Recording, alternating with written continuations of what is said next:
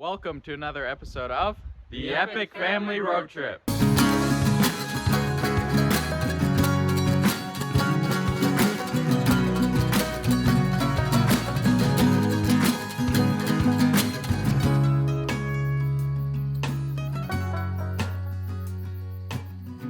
In this week's episode of the Epic Family Road Trip, we leave the island in search of a ghost town we'd read about called Collins Inlet. If we make it there, we plan to set up camp for the night before returning to the island to take you on a tour of our little log cabin.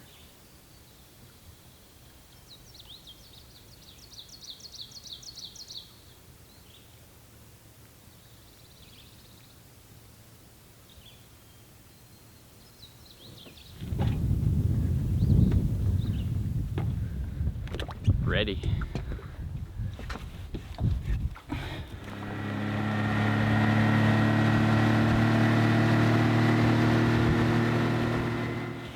Another 6 months of insulin or something? Yeah.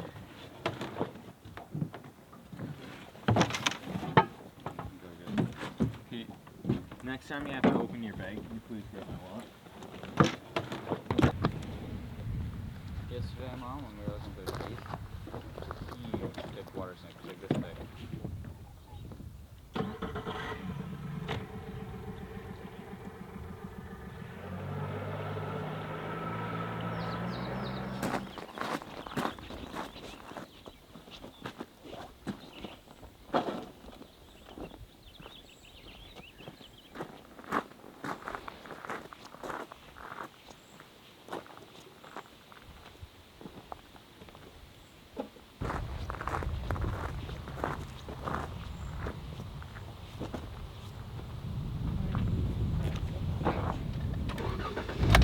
Alright, so today we are headed to a place called Collins Inlet. It's a old town that was based around a lumber operation back in the day, but the whole town caught on fire back in the day and was abandoned, and now it's just a ghost town, and the remnants of it sit somewhere down a road. So we're gonna go and try to explore this place.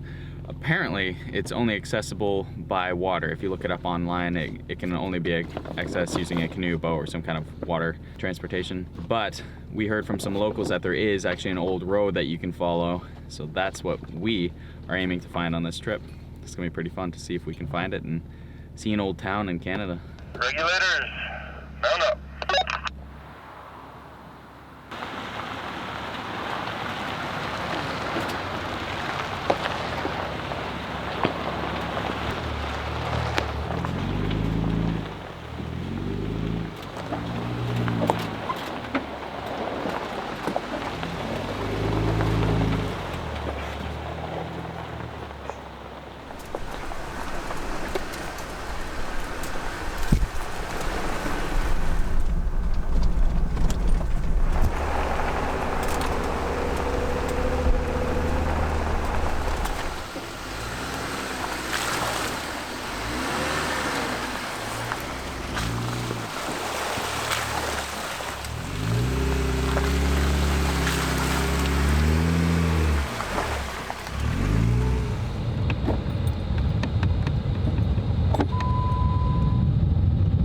It's like a decent sized little swamp up ahead. Kind of drive through it. Should be fun. Just when it's 4 low, just in case it's a little deeper and slicker at the bottom than we think. It looks like it's obviously a part of this road, so it'll probably be gravel bottomed, but slick.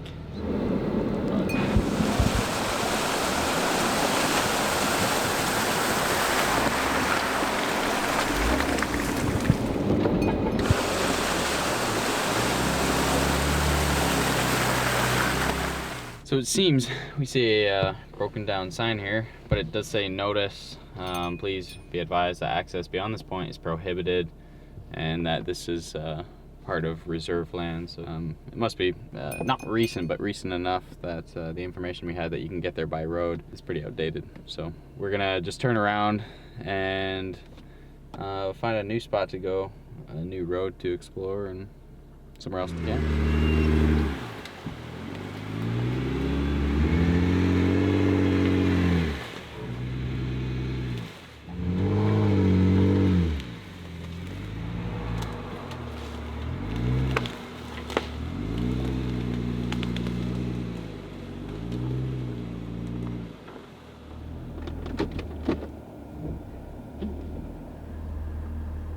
All right, so we're heading out. We turned around, we're heading out. On the GPS, I could see that it was part of the Indian Reserve, but you couldn't see that it was blocked off until we got here. So we thought part of the adventure will be seeing how far we can get and at what point do we have to turn around, if any.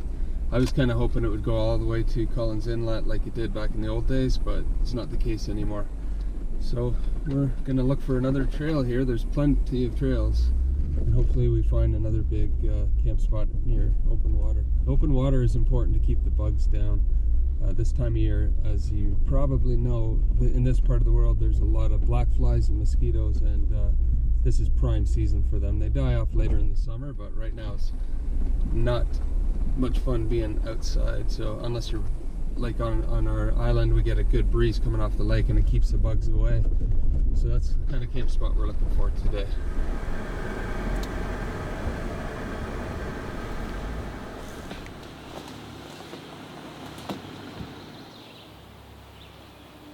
On the GPS, but I didn't realize it was that big of a river. And that goes all the way out. Very cool. I bet you the fishing here is great.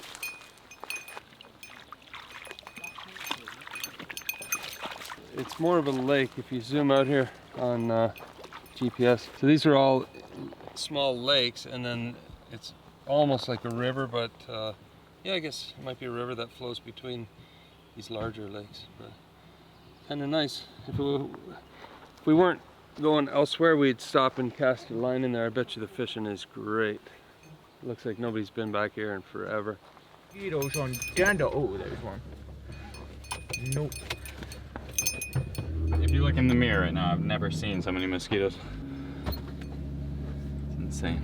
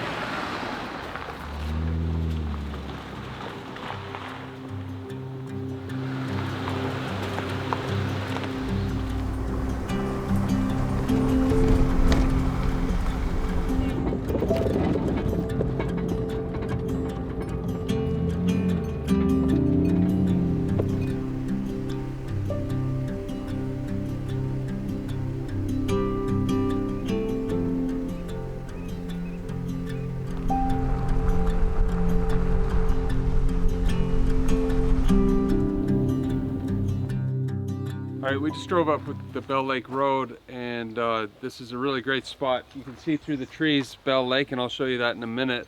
But just so you know a bit about this spot, there's no vehicle-based camping. It's all interior camping, accessible by canoe or kayak. You can rent canoes here. You can pay for your permits here between May 1st and Thanksgiving. And if you go before that or after that, you have to go all the way up to Killarney Provincial Park and pay for a permit there. So yeah, it's backcountry camping, pack in light, and no cans or water bottles or things like that are allowed in the spots. You can have a fire unless there's a fire ban, but most of the time there isn't in designated spots. And it's absolutely beautiful. This is what they call the La Cloche Mountains in here, which is white dolomite rocks, and they look like almost snow-capped hills, and it's just absolutely beautiful. Take a look at this. This is a bit of what we're talking about here. The rock is so pure white that it almost looks like it's got snow on it in the middle of the summer. And this is called Silver Peak, and it's 539 meters or 1,768 feet tall. It's probably the highest area around here. For this part of Ontario, that's what we will call a mountain.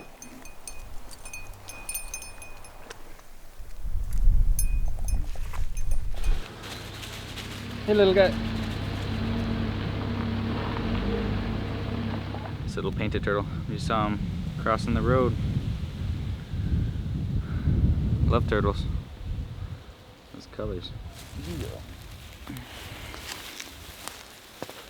I think they're a lot faster than most.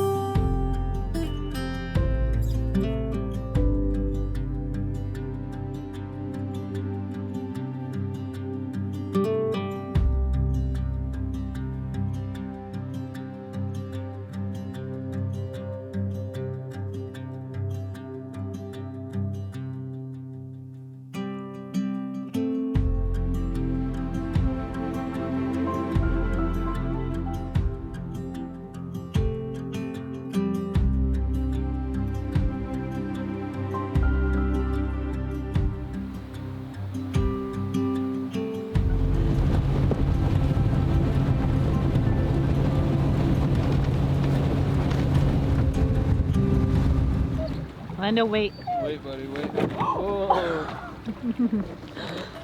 So what a fun day we had. We went out there looking to see if the parks were open yet and to see if there was any like really good crown land to camp on. And everything just seemed to just not work out. And I don't know if you guys have ever experienced that, but it just happens sometimes. And but in a way, we were kind of relieved because we can come back to the cabin and just kind of chill. I think tomorrow we're gonna take you around, show you why we come to this place. And we've been coming here now for I think about 17 years now. That's when Peter and I got our little cabin, and we've had to 2 years ago add on to it. Anyways, we'll tell you the story.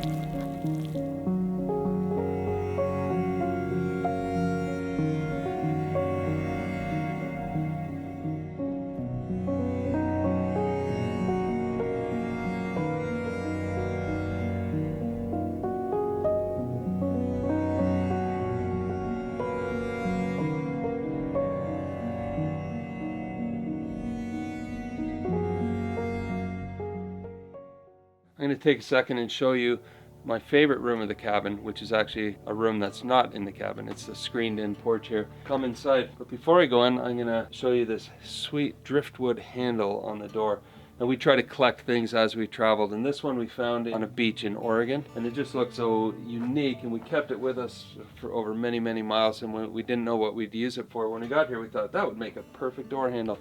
And so that's what that came from. It's small, it's cozy. It has my favorite chair, but man, I could sit here and read and write. I'm working on my second book, and this is the perfect place for reflecting. You can hear the sounds of the birds and the lake, but you're still inside. So in the spring when the bugs are bad, which this is our bug season and there's almost no bugs, but this is a fully screened in porch just to give you a very comfortable place to spend some time.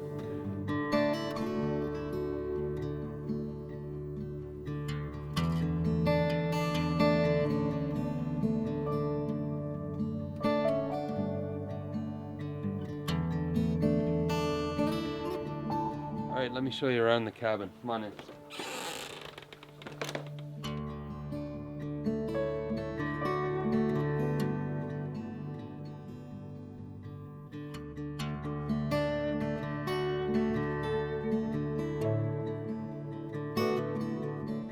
So these cabins that were on the property were built in the 40s and 50s, and it's called the Scandinavian Scribe log home. So you'll notice there's no chinking between the logs.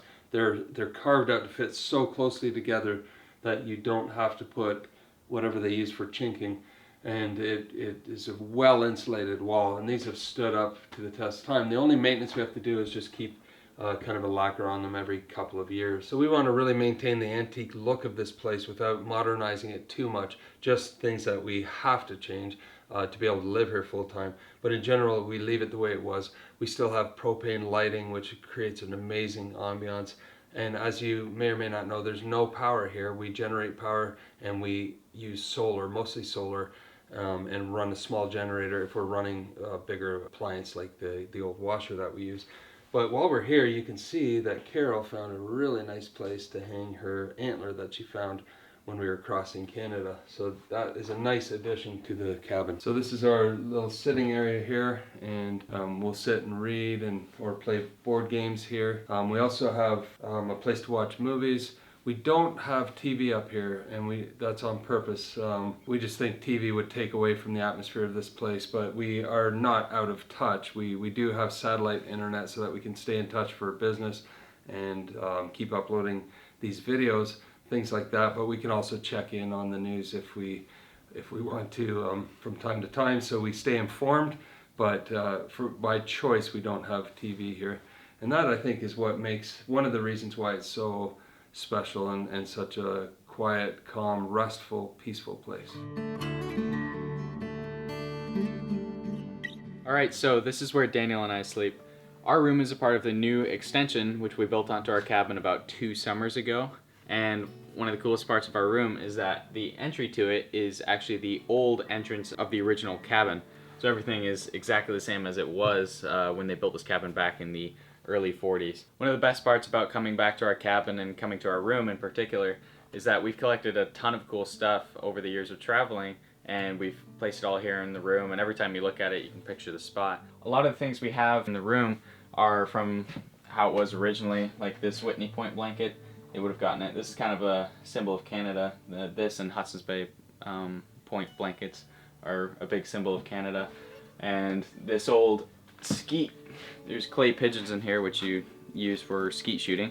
But the guys that own, the original owners of the island and these cabins, wrapped them in newspapers from their time to preserve the clays. But these are from either right after or right before World War II. There's pictures of Winston Churchill and Harry S. Truman. So as president, so I guess it's after World War II. And there's one even up in the main lodge on this island that has a newspaper that says that Canada's declaring war after Britain did on Germany, which is pretty cool.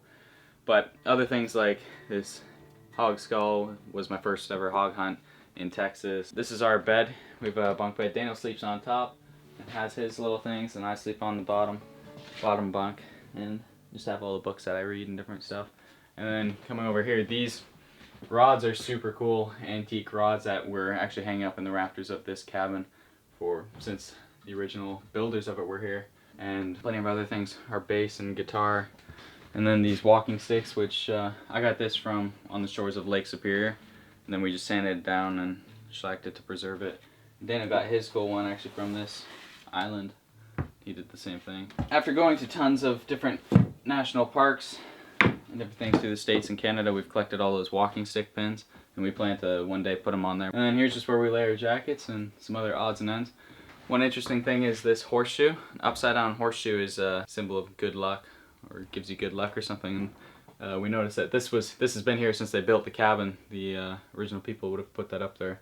And since this is the main entrance, it's that original Scandinavian scribe log, and still has everything pretty much untouched. So this is my room. I love this room because it's super cozy, and it's really what was my dream room growing up, because I always dreamed of having a round window. And I thought, what better place to have a round window than in a log cabin bedroom? So the round window is definitely my favorite part of the room, but I also really love the shelves that my dad and my brother Peter built and installed on the walls.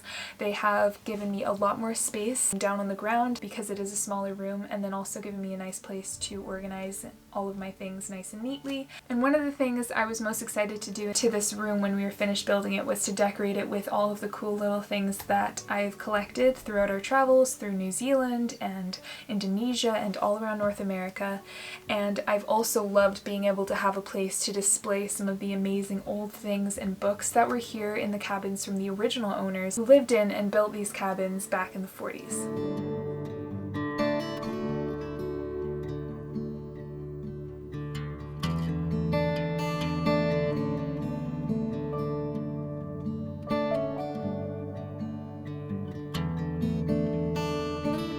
So with living up here in the summers the last couple of years, we had to build this addition on here to give us more space. First of all, to give the kids their own bedrooms and me and Carol our own bedroom. But we also needed some pantry space for food and a room to put in a big off-the-grid propane-based fridge and freezer to store food.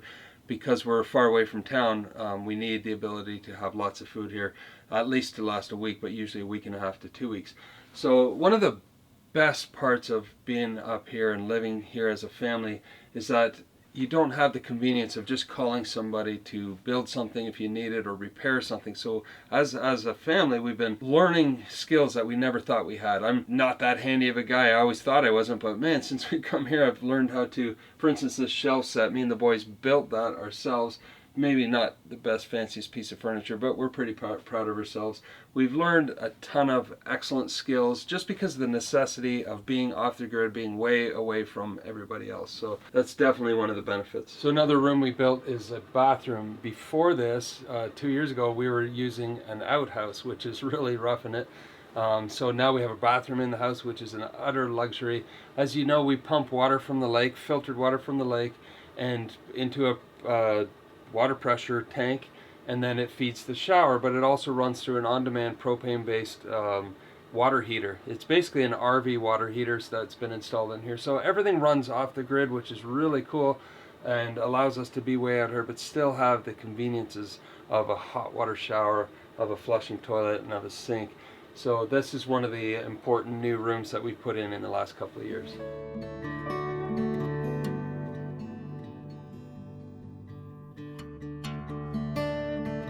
This is our bedroom here. We went with the vaulted ceiling here in the cabin just to give a more spacious feel. But one thing we've learned while on the road the last 5 years is that we can do with a lot less space than we thought we needed back when we had a house. And we've been traveling in a motorhome, and then we went down to rooftop tents and Jeeps. So when we come up here to the cabin, even though this is, you'd consider a small bedroom, for us it's huge, and it gives us just more space than we actually need.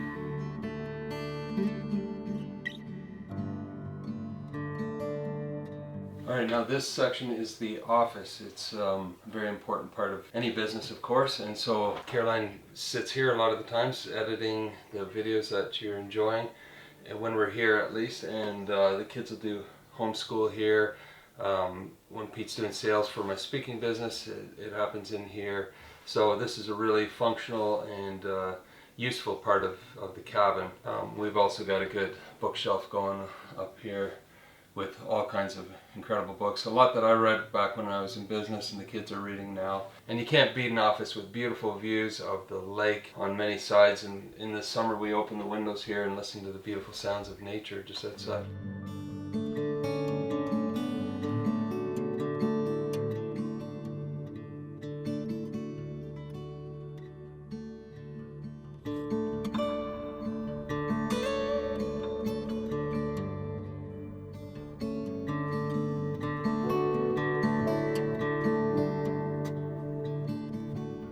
Stay tuned for next week's episode, where we take you along on a day in the life of our family living in our log cabin on an off-grid island in the wilderness of Ontario, Canada.